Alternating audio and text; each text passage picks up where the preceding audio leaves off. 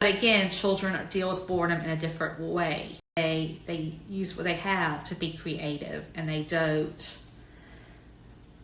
need to be entertained every second of the day. And we have a big problem in this country with ADHD, and part of that has to do with diagnosis. I'm not saying that there aren't people who have ADHD who need help, but there's a benefit to diagnosing children in this country, and it's a trend that started again in the 80s, but you don't see that in other countries. And again, a lot of these things do go undiagnosed, and there may be kids who do have ADHD, but it's not to the same extent as here. What I'm saying is, I believe that a big part of it is that here kids have to be busy, and there's this idea that you have to engage students at all times, and that an active child, meaning a child who has something to do, is very important. And we're seeing a lot of kids now who are having issues. I had children come up to my baby and just started